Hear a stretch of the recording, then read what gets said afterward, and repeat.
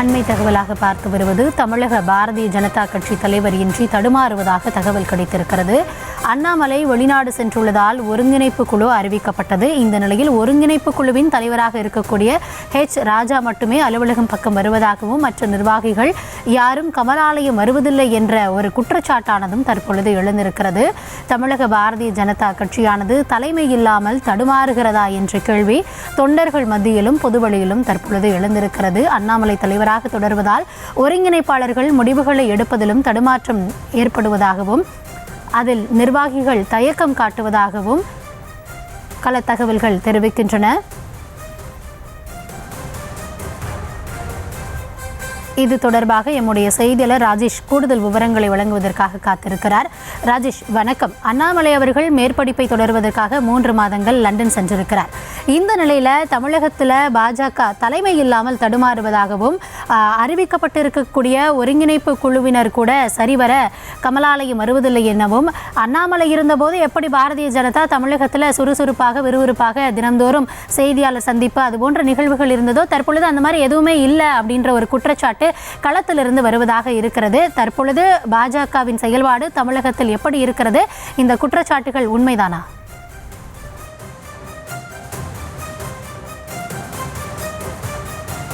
கௌதமி, நீங்கள் குறிப்பிடுவது உண்மைதான். வெளியில் பரவலாக இருக்கக்கூடிய பேச்சு இதுதான். பாஜகவினுடைய சில முக்கிய நிர்வாகிகளிடம் பேசும்போது அவர்களே வெளிப்படையாக இதை நம்மிடம் சொல்கிறார்கள். அண்ணாமலை கடந்த ஆகஸ்ட் 29ஆம் தேதி லண்டனுக்கு சென்றார். வெளிநாட்டில் படிப்பு, அவர் 3 மாத கால படிப்பிற்காக சென்றிருக்கின்றார். நவம்பர் மாத இறுதியில் தான் மீண்டும் தமிழகம் திரும்புவார் என்று தெரிகின்றது. இந்த 3 மாத கால இடைவெளியிலே 6 பேர் கொண்ட ஒரு குழுவை மத்திய பாஜக நியமித்திருந்தது. அதாவது ராஜா அவர்கள் தலைமையிலே இந்த 5 பேர் செயல்படுவார்கள் என்று குறிப்பிடப்பட்டிருந்தது. ஆனால் தற்போது கமலாலயத்திற்கு ராஜா வருகிறார். இன்னும் ஒரு சிலர் அவ்வப்போது வருகிறார்கள்.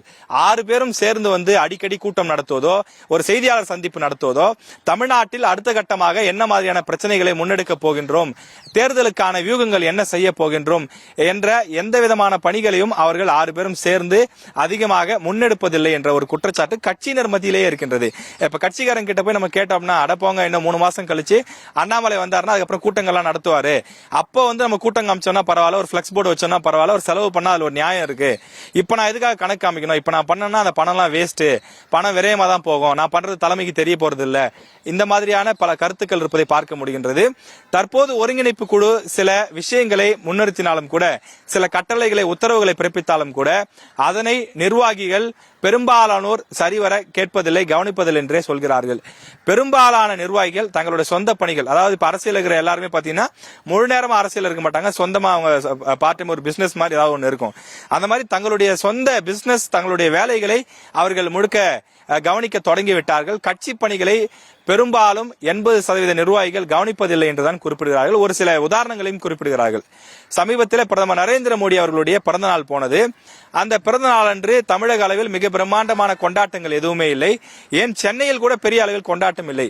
முன்னாள் தலைவரான தமிழிசை சவுந்தரராஜன் தான் கமலாலயத்திற்கு வந்திருந்தார், கொண்டாட்டங்களில் ஈடுபட்டார், பத்திரிகையாளர் சந்திப்பையும் நடத்தி இருந்தார். ஆனால் மற்ற தலைவர்கள் யாருமே செய்யவில்லை. இந்த ஒருங்கிணைப்பு குழு மாநிலத்தில் ஏதாவது ஒரு இடத்திலே கூடி ஒரு பெரிய அளவில் கொண்டாட்டத்தையோ நலத்திட்ட உதவிகளையோ எதையோ செய்திருக்கலாம், ஆனால் எதுவுமே செய்யவில்லை. அண்ணாமலை இருந்தபோது தினசரி பத்திரிகையாளர்களை சந்திப்பார், தமிழ்நாட்டினுடைய முக்கிய பிரச்சனைகள் தொடர்பாக அறிக்கைகள் கொடுப்பார், திமுகவாக இருந்தாலும் அதிமுகவாக இருந்தாலும் அதிரடியான பல கருத்துக்களை தெரிவிப்பார். அவர் லண்டனுக்கு செல்வதற்கு 2 தினங்களுக்கு முன்பு கூட அதிமுக மீதும் எதிர்க்கட்சி தலைவர் எடப்பாடி பழனிசாமி மீதும் கடுமையான குற்றச்சாட்டுகளை முன்வைத்து வந்தார். அரசியலிலே இப்படி பரபரப்பாக இருந்தால்தான் அந்த கட்சியை வளர்க்க முடியும், கட்சியினுடைய தொண்டர்கள் உற்சாகமாக இருப்பார்கள். ஆனால் தற்போது இருக்கக்கூடிய பாஜக மீண்டும் தன்னுடைய இயல்பு நிலைக்கு சென்று விட்டது. அதாவது எப்படி ஒரு நேரத்தில் இருந்ததோ அப்படி அதே போல ஒரு இயல்பு நிலைக்கு சென்று விட்டது என்று அரசியல் விமர்சகர்கள் குற்றச்சாட்டை முன்வைக்கிறார்கள். நாம் சொல்லக்கூடிய இந்த கருத்து என்பது அண்ணாமலை உயர்த்துவதற்காகவோ அல்லது மற்ற தலைவர்களை குறைப்பதற்கோ நம்முடைய எண்ணம் கிடையாது. தற்போது இருக்கக்கூடிய நிலை இதுதான். கட்சியில் இருக்கக்கூடிய உள்விவகாரம் அறிந்த மூத்த நிர்வாகிகள் அனைவருக்குமே இது தெரியும். இது வெளிப்படையாகவே கமலாலயத்துக்கு வெளியிலே பேசுகிறார்கள்.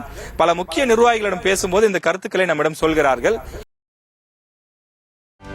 செய்திகளை உடனுக்குடனும் துல்லியமாகவும் தெரிந்து கொள்ள சப்ஸ்கிரைப் பண்ணுங்க.